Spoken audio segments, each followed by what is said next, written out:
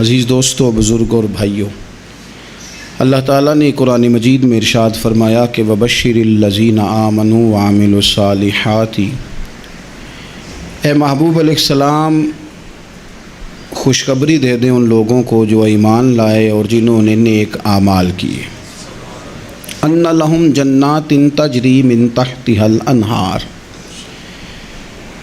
ان کے لیے جنت ہے، اور جنت وہ ہے جس کے نیچے نہریں بہہ رہی ہیں۔ اللہ تبارک و تعالیٰ نے اپنے محبوب کریم صلی اللہ تعالیٰ علیہ وسلم کے غلاموں کو خوشخبری سنوائی، اور سنوائی بھی حضور کے مقدس لبہائے مبارکہ سے۔ آپ انہیں خوشخبری دے دیں کہ ان کے لیے جنت ہے، باغات ہیں، اور باغات وہ ہیں جن کے نیچے نہریں رواں دواں۔ لیکن کن لوگوں کو؟ جو ایمان لائے اور جنہوں نے نیک اعمال کیے۔ کچھ نہ کچھ انسان کو نہ عمل کرنا چاہیے۔ وہ جو عمل ہے نا، کوئی بندہ اپنے عملوں سے جنت میں نہیں جائے گا، جنت میں خدا کے فضل سے جائے گا۔ لیکن یہ جو اعمال ہیں نا، یہ سبب بنیں گے اللہ کی رحمت کا، یہ ذریعہ بنیں گے خدا کے کرم کے متوجہ ہونے کا۔ جب ہم نیک اعمال کریں گے تو اس عمل کی وجہ سے رحمت ہوگی، اور وہ رحمت ہمیں اللہ کے قریب بھی لے جائے گی، اور اس رحمت کی برکت سے رب جنت بھی عطا فرمائے گا۔ ہمارے ہاں یہ ہوتا ہے کہ ہم زیادہ تر چیزوں کو تقریر سننے کی حد تک لیتے ہیں، اچھی نصیحت کا لطف ضرور حاصل کرتے ہیں، اچھے جملے کو اپنے دل میں اس کی فرحت ضرور محسوس کرتے ہیں، لیکن عمل کی طرف نہیں بڑھتے۔ اس کا نقصان یہ ہوتا ہے کہ یہ معاذ اللہ ایک باقاعدہ شعبہ بن جاتا ہے کہ میں نے بڑی خوبصورت تیار کر کے تراش خراش کر کے بات کرنی ہے، بڑی عمدہ کرنی ہے۔ اچھے ادیب تو پیدا ہوتے ہیں، اچھے خطیب، اچھے واعظ، اچھے سننے والے، داد دینے والے تو پیدا ہوتے ہیں، لیکن اگر عمل کا شوق نہ پیدا کیا جائے تو پھر باتیں نشستن گفتن برخاستن تک رہ جاتی ہیں، اس کا لطف نہیں آتا۔ پھر تو تقریریں ہو رہی ہیں، ہوتی ہیں اور ہوتی رہیں گی۔ نتیجہ کیا نکلا؟ جو آدمی کہتا ہے میں اتنے سالوں سے تقریر سن رہا ہوں، تو سوال یہ ہے کہ بھئی اتنا سننے کے بعد تم سنورے کتنا؟ سننے کا ایک ہی مقصد زندگی میں آپ سمجھ لیں کہ سننے کا مطلب سنورنا ہے، اور اگر آپ نے خیر کی بات سنی اور آپ سنورے ہی نہیں، میں آپ کو دعوت فکر دیتا ہوں۔ نبی پاک صلی اللہ تعالیٰ علیہ وسلم نے ارشاد فرمایا، ایک عورت تھی، طوائف تھی، ساری زندگی اس کی گناہوں میں گزری معاذ اللہ۔ پھر وہ ایک کنویں کے پاس سے گزر رہی تھی، ایک پیاسا کتا اس نے وہاں پیاس سے تڑپتے سسکتے دیکھا، اور پھر اس نے اپنے جوتے کو لٹکا کر اپنے دوپٹے کی مدد سے یا جیسے اس سے ممکن ہو سکا اس نے پانی نکالا، کتے کو پلایا، اللہ نے اس کی بخشش فرما دی۔ آپ ماشاءاللہ ہزاروں میں لوگ ہیں، آپ نے بڑی جلدی مجھے یہ بتانا ہے، یہ حدیث آپ نے پہلے بھی سنی ہوئی ہے نا؟ میرا خیال ہے کوئی بندہ نہیں رہا جس نے نہ سنی ہو۔ سنی ہوئی ہے نا ہم نے الحمدللہ۔ اتنے سارے بندے جو یہاں موجود ہیں انہوں نے سنی ہوئی ہے، تو ظاہر ہے امت مسلمہ میں جتنے لوگ ہیں ڈھیر ساروں نے یہ بات سنی ہوگی۔ لیکن میرا سوال یہ ہے، میں سڑکوں پہ روڈوں پہ سفر کرتا ہوں، ہم نے یہ حدیث درجنوں بار سنی کہ طوائف نے کتے کو پانی پلایا تو اس کی بخشش ہو گئی، لیکن حال یہ ہے کہ سڑک پر کسی گاڑی سے ٹکرا کر اگر کوئی کتا مر جاتا ہے، اب مر ہی گیا ہے، گاڑی والا، موٹر سائیکل والا، پجارو والا، بس والا کوئی اتنی جرت نہیں کرتا کہ لکڑی کے ساتھ، رسی کے ساتھ ہی پکڑ کے اسے سائیڈ پہ کر دے۔ اس سڑک پہ مرا ہوا پڑا رہتا ہے، یہاں تک کہ گاڑیوں کے ٹائروں کے ساتھ اس کا گوشت لگ لگ کے سڑک صاف ہوتی ہے۔ اس محبوب کے ماننے والے جس محبوب نے بتایا کہ طوائف نے پانی پلایا تھا، اور ہمیں سمجھ بھی آ گئی اور حدیث پڑھ بھی لی اور سن بھی لی، پھر اس ملک کی جو مسلمانوں کا ملک ہے اس کی سڑکوں پر مرے ہوئے کتوں کو اٹھائے بھی کوئی نہ، اور زخمی کتا زخمی ہو ہی گیا ہے، اب اسے سڑک سے سائیڈ پہ ہی کر دیا جائے کم از کم، تاکہ اس کی اگر جان باقی ہے تو بچ جائے۔ تو پھر مجھے بتاؤ نا میرے دوستو، ہم نے کس لیے تقریریں سنی ہیں، کس لیے خطبے سنے ہیں؟ واعظ و نصیحت کی مجالس کا مطلب ہم نے کیا سمجھا ہوا ہے؟ تقریر، تحریر، تصنیف، اچھی گفتگو، اچھا جملہ، اس کا معنی ہم کیا سمجھتے ہیں؟ تو آج جو خوبصورت گھڑیاں شب برات کی صورت میں ہمیں نصیب ہونے جا رہی ہیں، اس سے پہلے اپنے دل میں یہ ارادہ کرو کہ رب کریم نے ہمیں جتنا دین کا فہم دیا ہے، سمجھ دی ہے، علم دیا ہے، ہم ارادہ کرتے ہیں اب ہم صرف سنیں گے نہیں، پڑھیں گے نہیں، صرف بیان ہی نہیں کریں گے، ہم عمل بھی کریں گے۔ کوئی تھوڑا سا نا عمل کا رستہ بھی تو میرے عزیز ہونا چاہیے۔ اب مطلب بہت ساری جگہوں پہ جانے کا موقع ملتا ہے تو لوگ کہتے ہیں پیر صاحب ناراض نہ ہونا، ہم نے بڑا بندوبست کیا ہوا ہے، تقریر ذرا نہ 1.25 گھنٹہ کرنا۔ تو میں کہتا ہوں مثلاً آپ مجھے بتائیں نا 1.25 گھنٹہ تقریر کرا کے آپ نے کیا کرنا ہے؟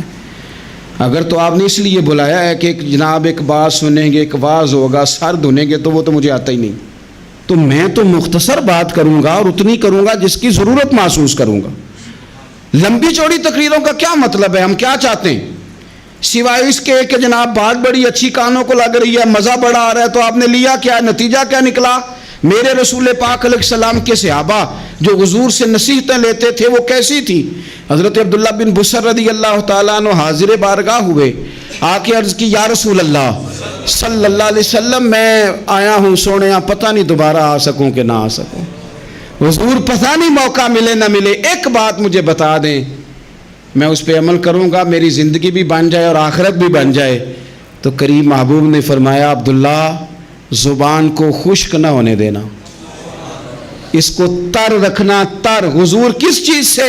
فرمایا اللہ کے ذکر سے تر رکھنا، زبان اللہ کے ذکر سے تر رہے، ہر وقت رب کی یاد رہے، تیری دنیا بھی بن جائے گی اور آخرت بھی بن جائے گی۔ تو میرے عزیز اپنی زندگی کے اندر اب ہم نے عمل کرنا ہے۔ او جناب کمال پھر یہ ہے کہ جب واعظ سننے کا شوق بڑھ جاتا ہے، تقریر سننے کا شوق بڑھ جاتا ہے، سننے سنانے کا خالی مزاج ہو جاتا ہے، پھر بندہ ڈھونڈتا پھرتا ہے کہ نئی سے نئی چیز کہاں ملتی، انوکھی سے انوکھی چیز کہاں ملتی، انفرادی سے انفرادی بات۔ میرے بھائی آپ ضرور سنیں، ضرور سنیں، مومن کی گمشدہ میراث ہے، حکمت جہاں سے ملے لیں، لیکن عمل کرنے کے لیے لیں، عمل کرنے کے لیے۔ اب میرا دل کرتا ہے اب ہماری چپ سے بھی لوگ سبق سیکھیں۔ حضرت باجید بستامی فرمایا کرتے تھے جس نے ہماری چپ سے کچھ نہیں سیکھا اس نے ہماری تقریر سے کیا سیکھنا ہے۔ اب تھوڑا سا نا اشاروں کی بولی بھی سمجھیں، اب تھوڑا سا یہ بھی ہو کہ بس بات پوری ہونے نہ پائے اور انسان کی رغبت عمل کی طرف بڑھ جائے، یہ مزاج ہمیں دیا ہے۔ اب تو بھائی آ جائیں آپ، صبح بھی تقریر کر دیں، دوپہر کو بھی تقریر کر دیں، شام کو بھی تقریر کر دیں، تو پھر یہ بھی ہوتا ہے کہ جناب وہ بیان آپ نے جو سنایا تھا نا وہ ذرا دوبارہ سنا دیں، تو میں کہتا ہوں پہلے سننے پر عمل ہو گیا تو نہ کریں۔ اب ہمیں تھوڑی باتیں سیکھ کر ان پر عمل کرنا ہے اور آگے بڑھنا ہے۔ بڑی سادی بات میرے ابا جی بتایا کرتے تھے، والا صاحب کہتے ہیں کہ ایک دیہاتی بندہ نہ چلا گیا وہ کسی مولوی صاحب کی تقریر سننے، تو اس زمانے میں آپ کو پتہ ہے یہ واش روم کا مروجہ نظام نہیں ہوتا تھا، تو لوگ کھیتوں میں دوسری جگہوں پہ پیشاب کے لیے جاتے تھے۔ تو مولانا نے ایک احتیاط بیان کی، وہ کہنے لگے کہ پیشاب سخت جگہ پہ نہ کرو زمین پہ بیٹھ کر، ورنہ پیشاب کے چینٹے اڑیں گے، کپڑوں پہ پڑیں گے، اور حدیث میں سخت حکم ہے اس مسئلے۔ تو کوئی نرم جگہ ہو ایسی جہاں پیشاب کریں چھینٹے نہ اڑیں۔ وہ بندہ عمل کرنے والا تھا نا، اس نے میری تقریر سن کے سر دھن کے جانا نہیں تھا، اس نے اتنی ساری ریت لے لی، کپڑے میں باندھ لی، اور وہ اس نے کندھے پہ رکھی ہوئی ہے، جہاں پیشاب کا وقت آتا پہلے ریت بچھاتا، پھر پیشاب کرتا تاکہ میرے کپڑوں پہ نہ پڑے۔ ایک صاحب نے اسے کہا کوئی ہفتے بعد چلو بیان سننے چلیں، تو کہنے لگا میں پہلے پہ عمل کر لوں یہی بڑا ہے، میں نے تو اتنی ساری ریت کندھا تھک گیا ہے میرا اس دن سے اٹھائی ہے، تو میں نہیں چاہتا کہ نہیں بھی سنوں تو کسی اور جگہ میں۔ یہ تفریح تباہ کے لیے بات کو نہ سمجھیں، اس سادے آدمی نے جو ہمیں سمجھایا مجھے اور آپ کو، اس پر غور کرے کہ کل بھی سنا تھا، پرسوں بھی سنا تھا، پیر صاحب نے ترسوں بھی کہا تھا، شیخ نے پرسوں بھی کہا تھا، پچھلے ہفتے بھی کہا تھا، تو نے اگر شیخ کی بھی نہیں سنی، استاد کی بھی نہیں سنی، پیر کی بھی نہیں سنی، اور اس دور کے پیر جو صحیح کام کرنے والے ہیں، استاد جو صحیح کام کرنے مجبور ہو گئے ہیں بیچارے، کہتے ہیں کس کی تربیت کریں، کس درد سے کہا تھا حضرت سلطان باؤ نے، وہ کہتے ہیں اور رب دا طالب کوئی بھی نہیں ملیا، اتے جو ملے ہے طالب زردہ ہو۔ یہ تو آئے ہیں کاروبار سیدھا کرنے، فوٹو کھنچوانے، فلاں کام کے لیے، یہ تو وہ جو ہم دینا چاہتے ہیں اس کا تو مزاج ہی نہیں۔ پہلے بھی میں نے کہا تھا، پھر کہتا ہوں، مجھے شوق نہیں ہے، خدا مجھے معاف کر دے اس دن سے پہلے جس دن یہ شوق ہو کہ میں سویرے جاؤں گا تو نوٹ لاؤں گا، تو شام جاؤں گا تو نوٹ لاؤں گا۔ یہ شوق نہیں ہے، طبیعت نہیں ہے، من نہیں چاہتا، لیکن یہ کہ یہاں بھی آ جائیں خطاب کر دیں یہاں پہ، او خدا کے بندو ہم کہاں اس قابل ہیں ہم خطاب کریں؟ ہم نے تو نا جی ایک اذان دینی شروع کی ہوئی، صبح و شام ایک اذان پڑھتے ہیں، ہے یہ پیغام حضرت احمد رضا کہ بارگاہ نبی کے رہو با وفا۔ ہم تو کہتے ہیں ادھر آ جاؤ، ٹھوکریں کھاتے پھرو گے ان کے در پہ آ پڑو، قافلہ تو اے رضا اول گیا آخر گیا۔ ہم تو کہتے ہیں ادھر آؤ، اللہ رسول کی بارگاہ کی طرف رجوع کرو۔ اور وہ ایک جملے پہ اگر تو عمل ہو گیا، پیار سے باتیں کرتا رہتا ہوں، سب کے ساتھ نہیں کرتا، جس کا مجھے پتا ہو کہ یہ تھوڑا سہ لے گا۔ ایک دوست نے مجھے کہا کہ میں تو آتا ہوں تو مجھے علاقے کے لوگ کہتے ہیں ان کو بلاؤ، تو میں کہتا ہوں پورا عمل کرنا میری غلط ہے، تو پھر میں باقیوں کو بھی لگا جاؤں گا، تو اگر تیرا ہی عمل نہیں ہو سکا تو باقیوں کو میں نے جا کے کیا سمجھانا ہے؟ تو ایک تو آج کی جو رات ہے، اس سے پہلے اپنے اعمال کی طرف میں اکثر کہتا رہتا ہوں کہ شب برات پہ ہر مسجد سے زور زور سے رونے کی آواز آنی بھی چاہیے۔ شب قدر پہ آتی ہے، عمرے پہ جاتے وقت لوگ معافیاں مانگتے ہیں، حج پہ جاتے وقت، اور کروڑوں لوگ یہ کام کرتے ہیں سال میں۔ اگر 25 لاکھ 26 لاکھ آدمی یا 50 لاکھ آدمی حج کرتا ہے اور وہ جانے سے پہلے معافی مانگ کے گیا، توبہ کر کے گیا ہے، اور کروڑوں لوگ ہیں جو شب قدر میں ہیں، شب برات میں ہیں، اور انہوں نے کھل کے توبہ کی ہے، تو پھر میرے بھائی سویرے کرپشن ختم ہونی چاہیے نا ملک سے، سویرے 75% جھوٹ ختم ہونا چاہیے نا۔ ساری رات تو لوگوں نے توبہ کی تھی، صبح 80% حقوق العباد کا مسئلہ حل ہونا چاہیے تھا کہ نہیں ہونا چاہیے تھا؟ صبح ملاوٹ بہت حد تک ملک سے ختم ہونی چاہیے۔ تو کیا ہم نے سمجھ لیا ہے؟ ہم نے یہ سمجھا ہے کہ شب برات پہ بھی بس ایک رسم ادا کرو، آؤ تھوڑی توبہ کرو چھٹی کر جاؤ، آئیے شب قدر تو توبہ کرو چھٹی کر جاؤ۔ کیا یہ ہم نے مطلب سمجھ لیا؟ حج کرنے گئے، رب کی بارگاہ میں حاضر ہوئے، رسول کریم کی بارگاہ سے بھی جو ہو کے آ جائے اور بدلے ہی نہ، وہاں تک جائے اور بدلے ہی نہ۔ مدینے گئے، کعبے گئے، کربلا گئے، جیسے گئے تھے گھوم پھر کے ویسے ہی آ گئے۔ نتیجہ کیا ہے؟ اپنی زندگی نتیجہ خیز بنائیں۔ آج اس خوبصورت موقع پر جب شب برات ہمارے سامنے کھڑی ہے، اپنے ذہن میں تہیہ کریں کہ اب ہم نے بدل جانا ہے۔ شوگر ہو جائے تو بدلنا پڑتا ہے، اللہ معاف کرے، چینی چھوڑنی پڑتی ہے، من پسند مٹھائیاں چھوڑنی پڑتی ہیں، بدلنا پڑتا ہے۔ بلڈ پریشر ہو جائے تو یارو بدلنا پڑتا ہے۔ اگر انسان کو خدا نہ خواستہ کوئی مرض لگ جائے تو بدلنا پڑتا ہے۔ اولاد پیدا ہو جائے تو بدلنا پڑتا ہے۔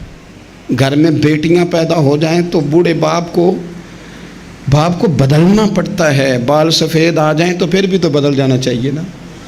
انسان کی عمر 40 سال ہو جائے تو پھر بھی تو بدل جانا چاہیے۔ شب برات پہ توبہ کرے تو پھر بھی تو بدل جانا چاہیے۔ اب بدل جائیں، اب ہم بدل جائیں۔ اب نہ درد ہوتی ہے، گاڑی میں بیٹھیں تو کمر پہ درد ہوتی ہے، اب ہم بدل جائیں۔ اب لوگ بتاتے ہیں تیرے بال سفید ہونے لگ گئے، اب ہم بدل جائیں۔ اب لوگ ہمیں کہتے ہیں بچے جوان ہو گئے، اب ہم بدل رہے نا یارو۔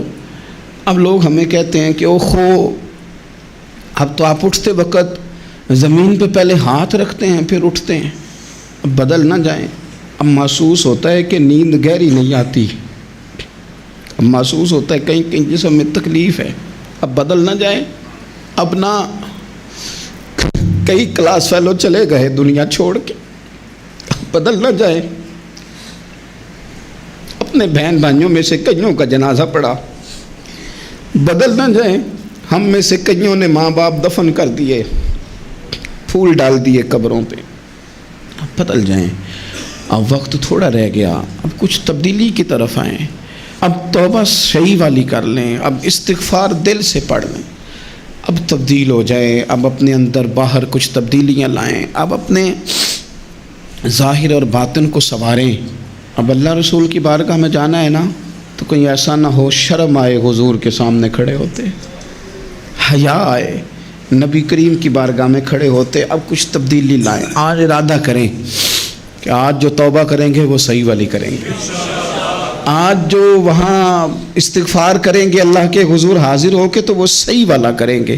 اب کچھ تبدیلی کا مزاج لائیں۔ اور پھر ایک اور بات بھی عرض کروں، ہمارے ذاتی تعلقات سارے دھوکہ ہیں، ہماری جیبوں میں مال سارا دھوکہ ہے، ہمارے بلند و باغ دعوے سارے دھوکہ ہیں، ہمارے بڑے بڑے رتبے سارے دھوکہ ہیں۔ بڑے تعلقات تھے بیٹے کے، پر ماں بیمار تھی تو اسے صحت تو نہیں تعلقات کی وجہ سے مل سکی۔ بڑے تعلقات تھے نا بیٹے کے، لیکن جب بیماری زور پکڑ گئی تو پھر کیا کر سکا کوئی؟ بڑے تعلقات تھے، بڑا پیسہ تھا جیب میں، بڑا کچھ تھا، لیکن جب جناب اسرائیل آئے تو پھر کوئی کچھ بھی نہ کر سکا، پھر اپنے رہ گئے، اور جس کو جانا تھا وہ سب چلے گئے۔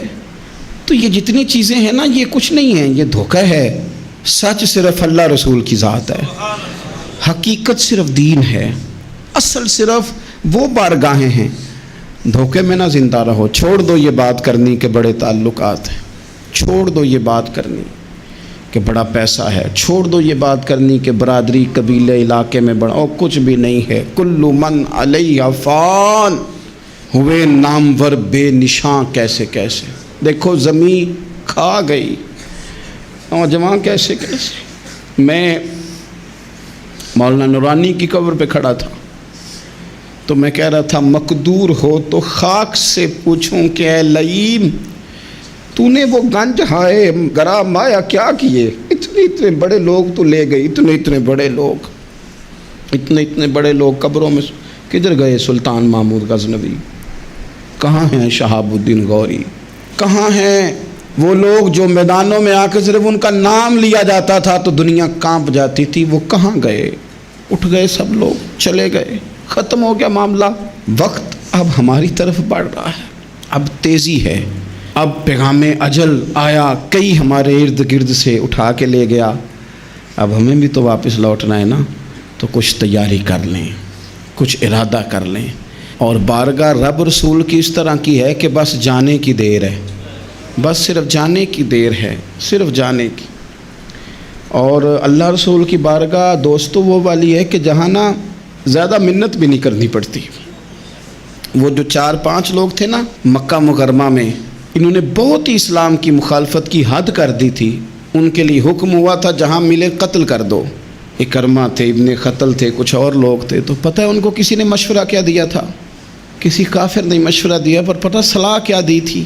اس نے کہا تھا تم نے بڑی زیادتیاں کی ہیں، بڑے بے ادب ہو، کسی صحابی کے قابو نہ آنا، مار دیے جاؤ گے، اپنی خطاؤں کے سبب سے تم مار دیے جاؤ گے، لیکن اگر کسی طریقے چھپتے چھپاتے رسول پاک کی بارگاہ میں پہنچ جاؤ نا، اگر وہاں کسی طریقے چلے جاؤ۔ انہوں نے پوچھا معافی کیسے مانگیں گے، منہ کیسے دکھائیں گے، ہم نے اتنے ظلم کیے، اتنی زیادتیاں کی، کیسے معافی مانگیں گے؟ تو کہنے والے نے کہا کہ نہیں کچھ نہیں، تم بس کہہ دینا ہم آ گئے، اس سے زیادہ تو بات ہی کوئی نہیں، اتنا ہی تو صرف کہنا ہے آ گئے، اور نہ آتے تو جاتے بھی کہتے، بس تم اتنا کہہ دینا ان العبد اذا اعترف ثم تاب تاب اللہ علیہ۔ نبی کریم علیہ السلام نے فرمایا بندہ جب آ کے کہتا ہے نا یا اللہ میں بھول گیا تھا، غلطی ہو گئی، ان العبد اذا اعترف، مان جو گیا ہوں، غلطی ہو گئی، جب کہتا ہے نا میں بھول گیا، ثم تاب، پھر وہ توبہ کرتا، تاب اللہ علیہ، اللہ دیر کرتا ہی نہیں، فوراً توبہ کو قبول فرما لیتا۔ ہمارے ہاں نا کچھ لوگ تو طبعاً سخت ہیں، اللہ معاف فرمائے، اور کچھ رد عمل کے طور پر سخت ہو گئے، کچھ باتیں دلوں میں بیٹھ گئی ہیں جنہوں نے طبیعتوں کو سخت کر دیا ہے۔ کبھی کہیں آپ بہو سے کہ چلو بوڑھی ساس سے اگر کبھی کو بات سخت نکل گئی ہے تو معاف کر دے، وہ تیار نہیں ہوتی، وہ کہتی ہے تمہیں پتہ نہیں میرے ساتھ کیا کچھ ہوا۔ کبھی ساس سے کہا جائے نا چلو بھول گئی تھی بچی تو آپ درگزر کر دیں، تو کہتے ہیں تمہیں پتہ نہیں میرے اندر سختی کتنی آ گئی ہے، دکھ کتنے بیٹھ گئے۔ ہم نا طبیعتوں میں سختی کر بیٹھے، ہمارے دل دھڑکتے ضرور ہیں لیکن صرف اپنے بچوں کے لیے، ہمارے سینوں میں درد اٹھتا ضرور ہے لیکن صرف اپنوں کے لیے۔ ہم نے نا 2 4 5 6 باتیں جمع کر کے ان پر پورا ذہن بنا کے سخت ہو گئے ہیں، طبیعتیں سخت ہیں، دل سخت ہیں۔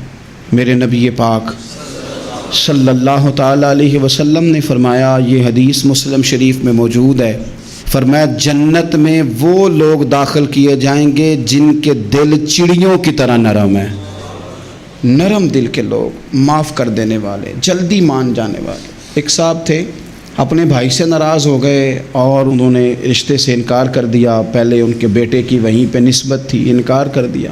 تو کئی لوگوں نے ان سے کہا, میں نے بھی کہا, تو وہ کہنے لگے پیر صاحب عزت بڑی کرتا ہوں آپ کی, لیکن میں مرد ہوں, ایک دفعہ نہ کر دوں تو پھر ہاں نہیں کیا کرتا. تو میں نے اس صاحب سے کہا, میں نے کہا یوں نہ کر, اگر صبح قیامت تیرے بارے میں کوئی سخت فیصلہ آ جائے اور رب کو منانا ہو کسی مقام پر تو کیا کہے گا؟ بہانے بنا بنا کے ہم سخت ہو گئے, دل اتنے سخت پتھر کر لیے, میں فلاں ہوتا ہوں جی, میں نہیں دوبارہ کسی کی سنتا. اور خدا کے بندو, میرے نبی پاک علیہ السلام نے فرمایا مومن تو اس طرح ہوتا ہے جس طرح اونٹ کے ناک میں نکیل ہوتی ہے, بٹھا دو تو بیٹھ گیا, اٹھ جاؤ تو اٹھ گیا. اور حضور نے فرمایا وہ لوگ جو بہت بد اخلاق ہیں, جھگڑالو ہیں, فسادی ہیں, سخت دل ہیں, وہ لوگ جنت میں نہیں جائیں گے. جو جھگڑے کرتے پھرتے ہیں جھگڑالو لوگ ہیں. عزیز دوستو, اپنی زندگی کے اندر طبیعت میں نرمی, اگر طبیعت نرم ہو گئی نا جی, مزاج میں نرمی آ گئی, تو پھر آپ محسوس کریں گے کہ آپ معاف کرتے بھی جلدی ہیں اور معافی دیتے بھی جلدی ہیں. پھر آپ کے تعلقات بچیں گے, آپ کی نسبتیں بچیں گی, آپ کے بہت سارے رشتوں میں قربت آئے گی, ٹوٹیں گے نہیں. ایک تو دل نرم کریں, کسی شخص کے بارے میں دل میں کوئی بات ہے تو اسے معاف کریں اور معافی دیں. کچھ لوگ بالکل ٹھیک ٹھاک ہوتے ہیں, کوئی ناراضگی نہیں ہوتی, لیکن آپ نے بچی کی شادی کا کارڈ دیا نہیں تو فوراً ناراض ہو جاتے ہیں. اور پھر آپ سمجھا رہے ہیں, قائل کر رہے ہیں, وہ تیار ہی نہیں ہے قائل ہونے کو. سنو, اور اس حدیث کو یاد رکھنا, نبی پاک صلی اللہ تعالیٰ علیہ وسلم نے فرمایا جس کے پاس اس کا بھائی عذر لایا, بھائی معافی مانگنے آیا اور پھر اس نے معاف نہ کیا, اللہ کے حبیب فرماتے میرے حوض کوثر پہ نہ آئے. تو سخت ہو کے بیٹھ گیا ہے, تو کہتا ہے میرے سے پہلے سنے, میں آپ کو بتاؤں اس نے میرے ساتھ کیا کیا. اور ٹھہر جا, اگر حساب کتاب کے بعد معافی والا اصول رکھ لیا جائے کہ پہلے حساب کتاب ہوگا, غلطیوں کا مداوع ہوگا, پھر معافی ہوگی, تو یہی حساب اگر رب کریم بندوں کے ساتھ کرے تو پھر میں اور آپ کدھر جائیں گے؟ تو اس سادی بات پہ آ جاؤ نا, تو 2 جملوں میں حضور نے سمجھائی ہے. فرمایا تم رب کے بندوں کو معاف کر دو, اللہ تمہیں معاف کر دے گا.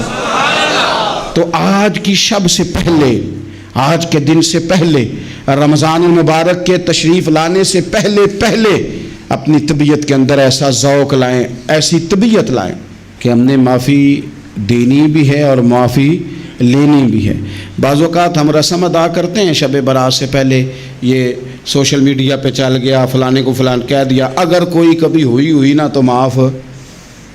ایسے تو نہیں نا معافیاں ہوتی. ہمیں پتہ ہوتا ہے ہم سے کون ناراض ہے, ہمیں خبر ہوتی ہے ہم نے کس کو تکلیف دی, ہمیں پتہ ہوتا ہے کس نے ہمارے لہجوں سے پریشانی پائی ہے, کون ہے جو ہماری وجہ سے اذیت کا شکار ہے, تو اس سے جا کے معافی مانگے. تو یہ چیزیں معافی کا سبب بن جائیں گی. اور پھر میرے نبی پاک صلی اللہ علیہ وسلم نے 2-4 چیزیں اور بھی بیان کی ہیں, میرا دل کرتا ہے کہ وہ بھی ذرا آپ کو عرض کر دوں. حضور سید عالم علیہ السلام نے نا جنت میں لے جانے والے جب اعمال بیان کیے تو حضور علیہ السلام نے فرمایا کہ ایک تو زکوٰۃ صحیح ادا کرنا, شرک سے بچنا, توحید پہ قائم رہنا, اور زکوٰۃ ٹھیک ادا کرنا, اور اپنے رشتہ داروں سے اچھا سلوک کرنا, جنت میں داخل ہو جاؤ گے. یہ جو ہمارے زیادہ قریبی لوگ ہوتے ہیں نا, ان کا حق بھی شریعت نے زیادہ رکھا ہے, اور یہ بعضوں کا تکلیف بھی زیادہ دیتے ہیں. لیکن میرے عزیز ایک بات سمجھ لیں اچھی طرح سے اور اپنے دل میں بٹھا لیں, میں نے درجنوں بار کہی ہے, پھر کہتا ہوں, اللہ تعالیٰ نے جو خاندان میرے لیے پسند کیا ہے نا, مالک نے مجھے وہاں پیدا کیا ہے. تو جو چچا اللہ نے میرے لیے پسند کیا ہے وہ مجھے بھی پسند ہونا چاہیے, اور جو ماموں اللہ نے میرے لیے پسند کیا ہے وہ مجھے بھی پسند ہونا چاہیے. انسانوں کے اندر کمزوریاں بھی ہوتی ہیں, خوبیاں بھی ہوتی ہیں, لیکن ہمارا یہ مسئلہ بن جاتا ہے کہ ہم نہ صرف کمزوریوں کو ڈسکس کرتے ہیں, خوبیوں کا تذکرہ کرتے ہی نہیں. اپنے مزاج کے اندر اس بات کو آپ نے پیدا کرنا ہے. آج ایک اور ارادہ بھی کریں, ایک اور اپنے ذہن کے اندر بات بھی زیادہ شوق کے ساتھ پیدا کریں. آپ یہ کوشش کریں کہ اپنی صلاحیتوں کو دیکھیں کہ آپ میں کیا خوبی ہے, بولنے کی ہے, لکھنے کی ہے, مال خرچ کرنے کی ہے, کسی کو پیغام دینے کی ہے. مسجد نبوی شریف میں ایک بی بی صرف جھاڑو خالی دیتی تھی، بیمار ہو گئی تو سرکار تیمارداری کرنے گئے اور صحابہ نے حضور کو اطلاع دیے بغیر تدفین کر دی، جنازہ پڑھا دیا، تو حضور نے قبر پہ کھڑے ہو کے دوبارہ جنازہ پڑھایا۔ اپنے وجود کو بیکار نہیں رکھنا، اس سے کوئی کام لیں۔ اللہ فرماتے ہیں افحسبتم انما خلقناکم عبثا وانکم الینا لا ترجعون، فرمایا تم کیا سمجھتے ہو ہم نے تمہیں بیکار پیدا کیا ہے، اور کیا سمجھتے ہو تم نے لوٹ کر ہمارے پاس آنا نہیں؟ ایک ذرہ بھی تو بیکار نہیں ہو سکتا، لہٰذا میں کسی شخص سے بیزار نہیں ہو سکتا۔ اپنی اس صلاحیت کو ضائع نہ کریں۔ ہم نہ بہت سارا وقت ضائع کر رہے ہیں، ادھر ادھر موبائل کھول لیا، دیر تک فلانی چیز دیکھی، پھر فلانی دیکھی، پھر فلانی بحث کی۔ تو اپنے آپ سے نہ کچھ کام لیں، کچھ خدمات کریں۔ ہم زیادہ وقت لوگوں کا انٹرویو کرنے میں ضائع کرتے ہیں، دوسروں کی تفصیلات حاصل کرنے میں وقت ضائع کرتے ہیں، لوگوں کا دھیان رکھنے میں وقت ضائع کرتے ہیں۔ آج کے بعد اپنا دھیان رکھنا ہے، اپنی صحت کا دھیان رکھنا ہے، اپنے معاملات کا اپنے اوپر تھوڑی توجہ دینی ہے، کوشش کرنی ہے کہ کس حد تک ہم اپنی صلاحیت سے فائدہ لے کے کسی کا کچھ نفع کر سکتے ہیں تو وہ نفع کریں، اپنے وجود کو نفع بخش بنائیں۔ حدیث پاک سنیں گے تو آپ محسوس کریں گے کہ اللہ کتنے اجر دینے والا ہے۔ نبی پاک علیہ السلام نے فرمایا جس نے دین کے رستے میں اتنی دیر بھی قتال کیا، لڑا، اتنی دیر جتنی دیر اونٹنی کا دودھ دھونے میں لگتی ہے، اتنا تھوڑا وقت بھی دین کے لیے اگر کوئی نکلا، جد و جہد کی، قتال کیا، لڑا، فرمایا اس بندے کو بھی اللہ جنت عطا فرما دے گا۔ اتنا تو کام کرے نا، اتنا تو کام کرے۔ اور حضور علیہ السلام نے رغبت دلائی، یعنی جتنا بھی عمل، حضور فرمانے لگے کسی عمل کو چھوٹا نہ سمجھنا، کچھ نہ ہو سکے تو اپنے بھائی سے مسکرا کے میلی لینا، اللہ اس پر بھی صدقے کا ثواب عطا کر دے گا۔ اور نبی پاک علیہ السلام نے فرمایا دوزخ سے بچ جاؤ صدقہ دے کے۔ خیال آتا تھا یا رسول اللہ کتنا کو دیں؟ تو فرمایا خشک کھجور کا ایک ٹکڑا، یعنی پوری کھجور بھی نہیں، خشک کھجور کا ایک ٹکڑا بھی خیرات کر کے بچ سکتے ہو تو وہ کر کے ہی صدقہ دے کے اللہ کے عذاب سے بچ جاؤ۔ معنی کیا ہے ان ساری روایتوں کا کہ کچھ کرو تو صحیح نا، کچھ کرو تو صحیح نا۔ ہمارے ایک بزرگ تھے تو کرونا کے دنوں میں انہوں نے ایک جملہ کہا، کہنے لگے یہ کرونا پتہ تمہیں کیا کہنے آیا ہے؟ کہنے آیا ہے کہ بیماریاں آ رہی ہیں، حالات خراب ہیں، یہ کرونا نہیں، یہ کہتا ہے کچھ کرو نا، کچھ اللہ اللہ کرو نا، فارغ نہ بیٹھو، دیکھو کیسے لوگ ڈھیروں کے ڈھیروں اب جا رہے ہیں، اب کچھ کرنا ہے انشاءاللہ تعالی، اب کچھ وقت ضائع نہیں کرنا، اور زندگی میں کچھ، میں کہہ چکا ہوں کہ ایک بندے کو بھی اللہ نے بیکار نہیں پیدا کیا، ہم نے خود اپنے آپ کو بیکار کر لیا۔ اپنے آپ کو بیکار نہ کریں۔ جب رب کہتا ہے فحسبتم انما خلقناکم عبث، کیا تم سمجھتے ہو میں نے تمہیں بیکار پیدا کیے؟ آپ لوگ بڑے کام کے ہیں، بس اپنے آپ کو پہچانے۔ اقبال کہنے لگے عجب نہیں کہ خدا تک تیری رسائی ہو، اور تیری نظر سے تو پوشیدہ ہے آدمی کا مقام، تو بندے کوئی نہیں سمجھ سکا تو وہاں تک تو کیسے جائے گا؟ اپنے آپ کو پہچانے۔ یہ جو کہتے ہیں نا مجھ سے کچھ بھی نہیں ہوتا، ناراض تو نہیں ہو جائیں گے؟ یہ کچھ کرنا نہیں چاہتے، یہ صرف ادھر ادھر دھیان رکھ کے ایک فوٹو چڑھا کے ادھر بھاگ ادھر اپنے نفس کو راضی کرتے ہیں۔ نفس بس کہہ رہا ہے آج یہ کر لو تو وہ کر لیا، ادھر دیکھ لو تو ادھر دیکھ لو۔ اس سے نکلیں، مثبت، مضبوط، مستحکم ارادے کریں اور پھر چل نکلیں۔ لڑنا شرط ہوتا ہے، جیتنا شرط نہیں ہوتا۔ تاریخ یہ نہیں دیکھتی کہ جیتا کون کون، تاریخ یہ دیکھتی ہے کہ لڑا کون کون، میدان میں کون کون رہا۔ اللہ بدر میں کامیابیاں دیتا ہے، احد میں کئی دفعہ کہتا ہے واپس پلٹو، خندق آئے گی تو پھر کامیابیاں مل جائیں گی، خیبر آئے گا تو پھر کامیابیاں مل جائیں گی۔ تو اس لیے ہمیشہ جیتنا ہی ضروری نہیں، لڑنا ضروری ہے۔ ہمت کریں، کوشش کریں۔ اللہ تعالیٰ آپ سب کو جزائے خیر عطا فرمائے۔ آخر دعوانا الحمدللہ رب العالمین۔